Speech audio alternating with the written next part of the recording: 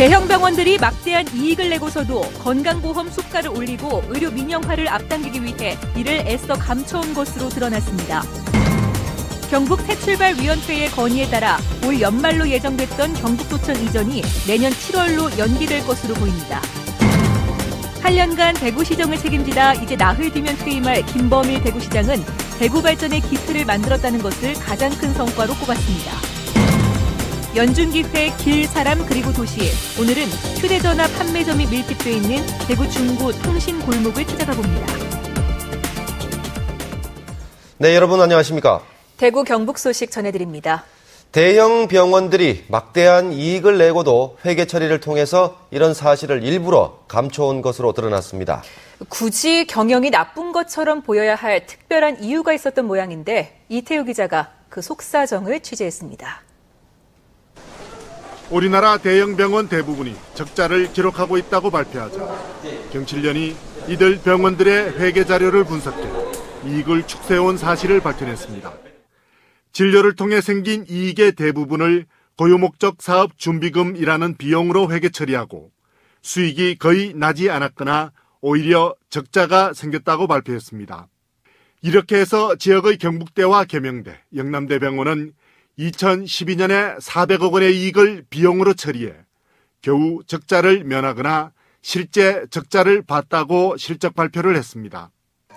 건강보험 수가 인상과 수익 증대를 위한 부대 사업 확대 등을 정부에 요구하기에는 경영 악화나 적자 경영을 내세우는 게 유리했던 겁니다. 이제 병원들이 더 많은 수익을 창출할 수 있도록 방안을 열어달라. 그 하나의 일환으로서 영리 부대 사업을 이제 자유롭게 할 수 있도록 허용해달라는 그런 거거든요. 이 같은 경영 상태의 왜곡은 2012년에 국한된 것이 아닙니다.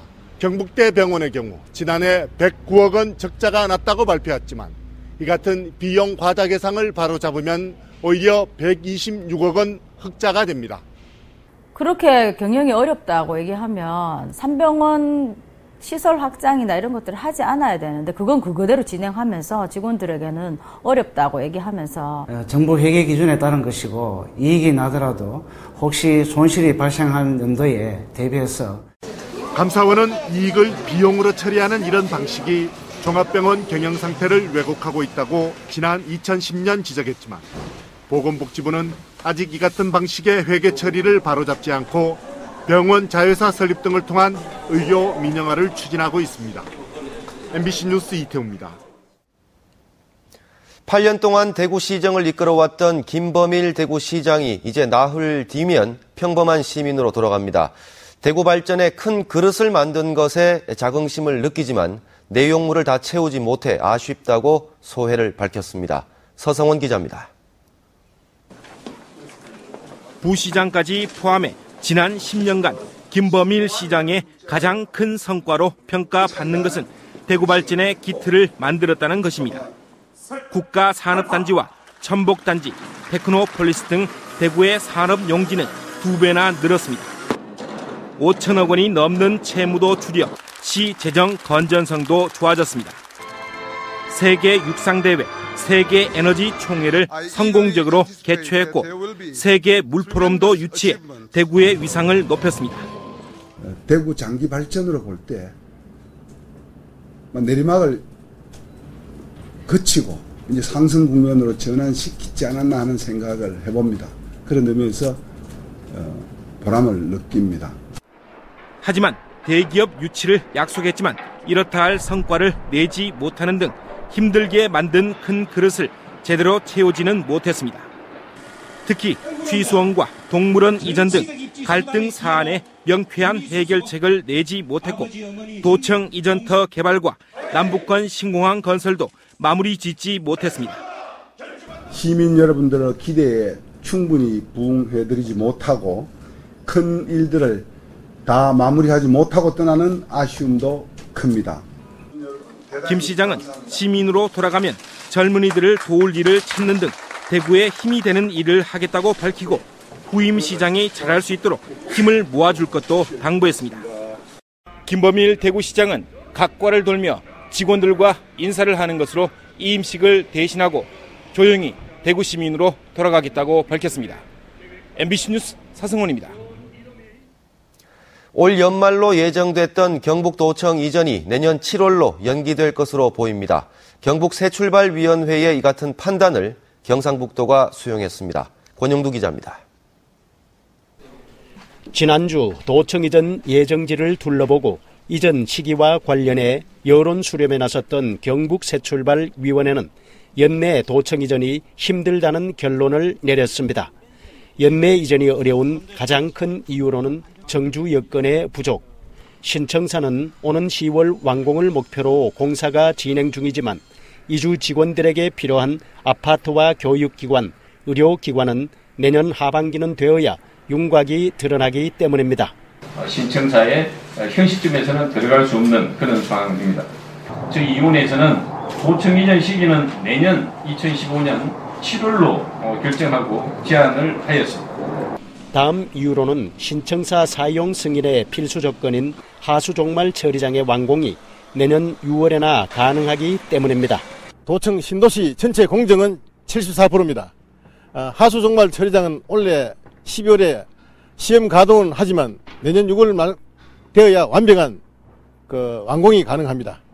경북새출발위원회는 도청 이전 시기와 함께 도청 신도시의 조기 정착을 위한 선도 사업으로 신도시와 세종시를 연결하는 동서5축 고속도로 조기 완공과 예천공항의 재개항을 제안했습니다. 경상북도는 새출발위원회의 제안을 수용하기로 하고 신청사가 완공되는 오는 10월 도청 이전 본부 직원 등 선발대 50명을 먼저 이주시켜 청사 관리와 개청 준비에 나서기로 했습니다. 도청 이전 시기를 둘러싼 논란이 마무리된 만큼 남은 시간 동안 도청 신도시 조기 정착에 필요한 여건 조성이 가장 큰 숙제로 남게 됐습니다. MBC 뉴스 권영두입니다. 정홍원 국무총리의 유임 발표를 두고 세월호 참사 대구시민대책위원회는 오늘 성명을 내고 세월호 참사 책임을 지고 물러나고자 했던 정 총리를 유임한 것은 철저한 진상규명과 책임자 처벌, 안전한 사회를 바라는 국민들의 염원을 짓밟는 결정이라고 비판했습니다. 대구 전문직 단체협의회도 세월호 참사는 아직도 현재 진행형이라며 사고 원인과 경과를 낱낱이 밝히고 책임자를 합당하게 처벌해야 할 것이라고 주장했습니다. 포항지방해양항만청이 포항 울릉 간 복수노선 신규 면허를 계속해서 반려하자 울릉 주민들이 항만청을 항의 방문하는 등 거세게 반발하고 있습니다. 항만청이 행정보다 주민 편의를 위해서 적극 나서줄 것을 요구하고 있습니다. 박상환 기자가 보도합니다. 지난 2일 울릉도 정기 여객선사인 시스포빌과 대저해운은 포항항만청에 포항울릉 항로의 여객선 신규 면허를 신청했습니다. 하지만 항만청은 수송 수요 기준 미달과 계류시설 부족, 여객선 터미널 협소 등으로 신청을 반려했습니다. 이에 울릉도 여객선 대책추진위원회는 현 실정을 반영하지 못한 법을 적용해 울릉 주민들의 교통 불편을 발생시키고 있다고 주장합니다. 지금 들어갈 수 있는 배가 화물은 전혀 실을 수 없고 여객만 300명을 운송한다는 배를 취항할 수 있다고 얘기하는데 이런 배를 들어갔으면 전혀 울릉 국민과 관광객에게도 도움되지 않으며 현재 대저해운의 선플라워 호만이 이 구간을 운항 중인데 겨울철 정기검사 등으로 휴항에 들어가면 울릉 주민들은 고립될 수밖에 없습니다. 주민들이 생필품 문제도 생길 수가 있고 또 초등학교 학생들 급식 문제 또 분유를 먹이는 애들을 맞을 분유 문제 여러 가지 겨울철이면 문제점이 많이 발생됩니다. 또 급한 일이 있어도 왔다가 집으로 못 돌아가서 추진위가 오늘 항만청에 항의 방문하자 항만청은 뒤늦게 관계법령을 개선하겠다고 밝혔습니다. 울릉 국민들이 원하는 그런 업체, 선박이 다닐 수 있도록 본부에서도 적출에 대한 좀 취소 절차를 지금 제도를 개선하고 있습니다. 하지만 성수기의 고질적인 주민 선표 부족 문제도 해결해야 할 과제입니다. 추진위는 여객선 문제가 지지부진하게 진행될 경우 중앙부처 방문은 물론 국민 걸기대회까지 연다는 강경한 입장입니다. MBC 뉴스 박상환입니다. 이마호에 외래어종인 베스가 사는지를 두고 수자원공사와 어민들의 공방이 치열합니다. 수자원공사는 베스가 있다고 주장하고 있고 어민들은 없다고 맞서고 있는데 왜 베스 때문에 다툼이 생기는지 이호영 기자의 보도 보시겠습니다. 이달 9일 안동시 임동면 박곡리 이마호 물속에서 수자원공사 측이 잠수사를 동원해 촬영한 동영상입니다. 커다란 베스 한 마리가 물속을 유유히 헤엄치고 있습니다. 주변에서 수천 마리 베스 치어도 발견됐습니다. 16일 100여 미터 떨어진 곳에서 촬영된 동영상에도 베스 성어 3마리와 치어 수백 마리가 발견됐습니다. 이 같은 사실이 알려지자 이마호 어민들이 일주일 정도 걷지 않은 차단 그물을 들어올리고 물속에서 잡힌 물고기를 공개했습니다. 쏘가리, 동작에, 잉어 등 토종 어류만 가득하고 베스나 부르길 등 외래종은 한 마리도 없습니다. 20년 동안 어업을 했는데 잡았으면은 우리 어민들이 일 바쁜데 일 못해서 일에 나와가 주장할 이유가 없지 않습니까? 전혀 베스 부리는 이마 때문에는 없습니다. 베스 존재 여부를 두고 수자원공사와 어민들이 갈등을 빚는 것은 안동댐과 이마댐이 연결되면 안동댐의 베스나 부르길이 이마댐으로 유입된다는 데 있습니다. 이마댐에 외래 어종이 들어오면 토종 어류의 씨를 말려 어족 자원 황폐화로 생계를 위협한다는 게 어민들의 호소입니다. 안동호에서 베스가 이마댐으로 유입이 되면은 우리 어민들은 엄청난 어업 감소에다가 토종 어종이 씨가 지고 우리 어민들은 먹고 살 길이 없습니다. 수자원공사는 이마호에 이미 외래 어종이 있어 도수로 공사에 문제가 없다는 입장으로 현재 중단된 도수로 공사를 9월부터 다시 시작한다는 방침입니다. 안동호에서 이마호로 외래 어종이 유입이 차단될 수 있는 근본적인 대책을 수립 후에 금년도 9월부터 공사를 착공하고 2015년 4월까지 공사를 완료할 계획입니다. 하지만 도수로가 개통되면 안동호의 베스나 블루길 등 외래 어종이 이마댐으로 유입될 가능성이 높은 만큼 어민들의 생존권을 지키는 방안 마련이 더 시급하다는 지적입니다. MBC 뉴스 이호영입니다. 코레일 대구본부는 인천공항까지 환승 없이 한 번에 갈 수 있는 KTX를 오는 30일 월요일부터 매일 운행한다고 밝혔습니다. 인천공항 직결 KTX는 매일 동대구역에서 인천공항 방면 6차례, 인천공항에서 동대구역 방면으로 7차례 운행될 예정이고 2시간 50분이 걸립니다. 인천공항 직결 KTX 비용은 주중 5만 1,000원, 주말에는 5만 4,800원입니다. KTX로 전국이 반나절 생활권에 들면서 코레일 네트워크스는 지난 2005년 KTX를 이용한 물품 배송 서비스를 시작한 뒤 이용자가 꾸준히 늘어 지난해 전국 이용 건수가 35만 건을 넘었다고 밝혔습니다. 배송 물품을 보면 서류 배송이 전체의 20-30%로 가장 많은데 특히 동대구역에서는 의류 배송이 20%, 부산역에서는 수산물을 포함한 식품 배송이 20%를 차지해 지역별 특색이 뚜렷하다고 밝혔습니다.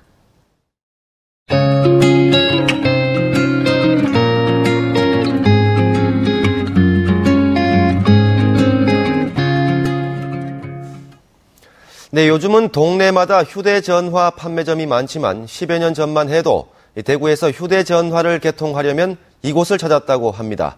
연중기획뉴스 오늘은 대구 중구 통신골목을 권윤수 기자가 소개합니다. 저는 휴대전화 판매점이 밀집해 있는 대구 동성로 1길, 이른바 통신골목에 나와 있습니다.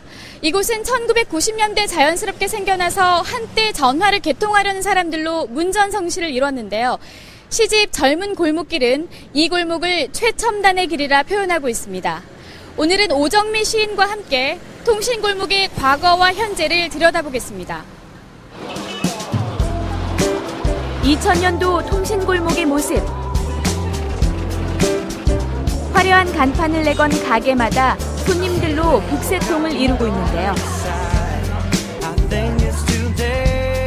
10년 전만 해도 이곳에 오면 다양한 캐릭터 간판으로 굉장히 흥미롭고 재미가 있었어요. 근데 마치 디즈니랜드에 온 듯한 그런 느낌을 가졌었죠.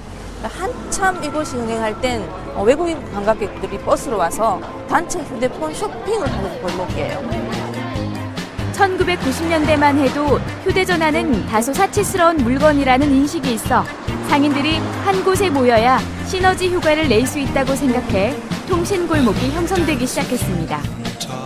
전성기 2000년대 초반에는 이곳에만 100개가 넘는 매장이 즐비했습니다. 서울의 용산전자상가보다도 판매가 더 많이 됐었고 골목으로 휴대폰 상권이 형성된 곳이 전국에서 여기가 유일했었거든요. 그래서 이제 각지에서 벤치마킹도 많이 오시고 관광객들도 방문을 많이 하셨어요. 요즘은 동네마다 판매점이 들어서면서 통신골목 매장은 30여 곳으로 줄었습니다.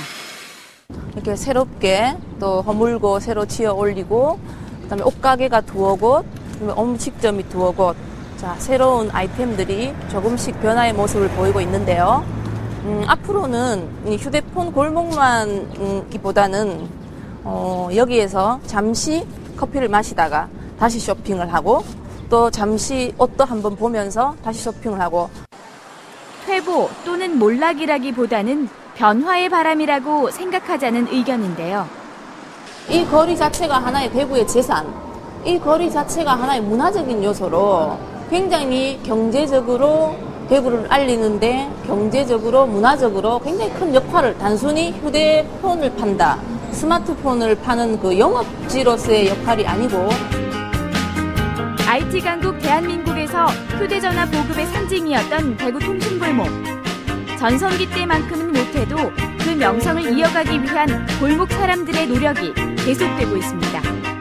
MBC 뉴스 권윤수입니다.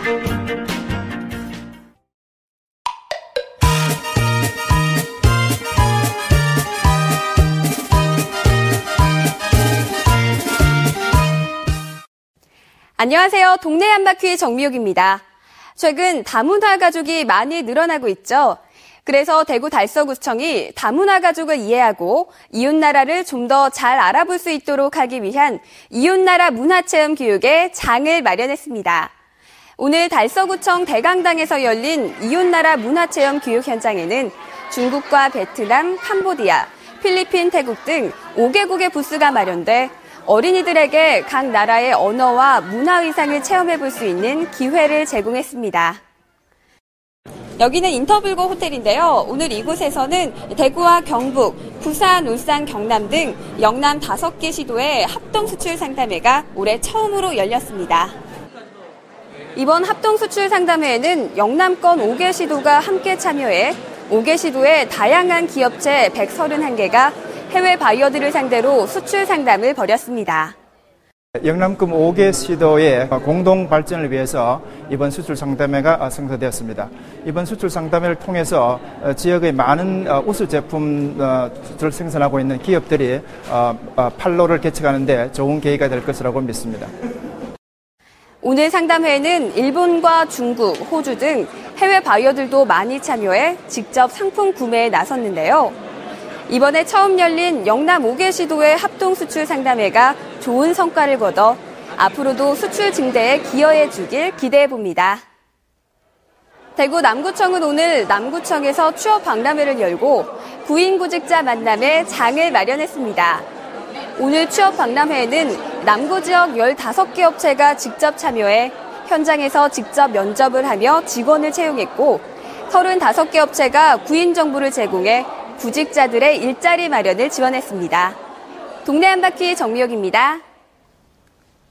새누리당 경북도의원 당선인 52명은 오늘 의원총회를 열고 오는 8일 실시되는 경북도의회 의장단 선거에 경선을 통해 후보를 내기로 만장일치로 결정하고 선거관리위원회를 구성해 경선 일자와 방법을 결정하기로 했습니다.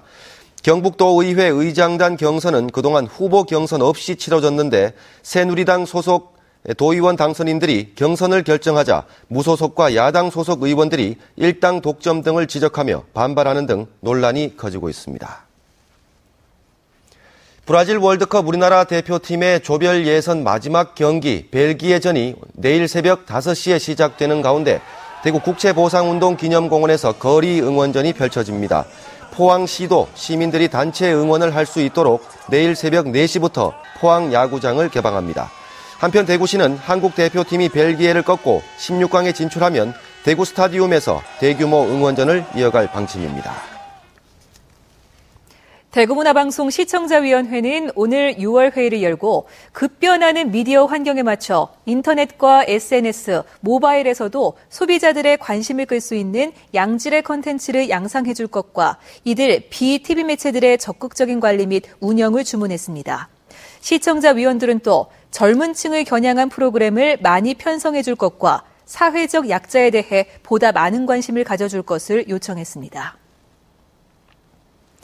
새누리당 대구 달성군 이종진 국회의원이 오늘 새누리당 대구시당 위원장에 취임하고 신임 권영진 대구시장과 협심해서 대구 경제를 살리고 변화와 혁신을 바라는 대구 시민들의 기대에 부응하겠다고 밝혔습니다.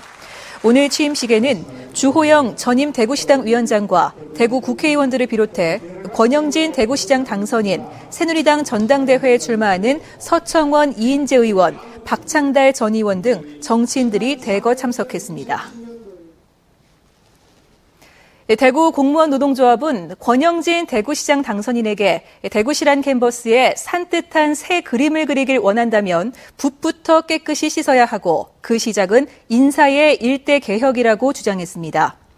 경선 때 경쟁자를 부시장으로 영입하는 것은 또 다른 정피아, 관피아란 비난을 피하지 못할 것이라고 주장하고 국장급 이상 고위 관료나 산하 기관장을 임명할 때 시의회의 청문회를 통과하도록 조례 제정을 제안한다고 덧붙였습니다. 정부가 의료법인의 병원 부대 사업 확대와 영리 자회사 설립을 허용하는 의료법 개정안을 입법 예고한 가운데 의료연대 대구지부 경북대병원 분회는 오늘 파업 전야제를 열고 내일 하루 파업에 들어가기로 했습니다. 이들은 정부 의료영리화 정책으로 국립대 병원조차 무분별한 시설 투자에 나서 의료비 인상과 의료인력 비정규직화를 낳고 있다고 비판했습니다. 병원 측은 응급실 등 필수 인력은 파업에 빠지고 파업이 하루만 예정돼 진료 차질은 없을 것으로 파악하고 있습니다. LG그룹 계열사인 LG CNS가 구미 제3국가산업단지에 시간당 62톤의 증기와 9,000kW 규모의 전기를 생산할 수 있는 열병합 발전소를 건립하기 위해 산업통상자원부에 사업 승인을 신청했습니다.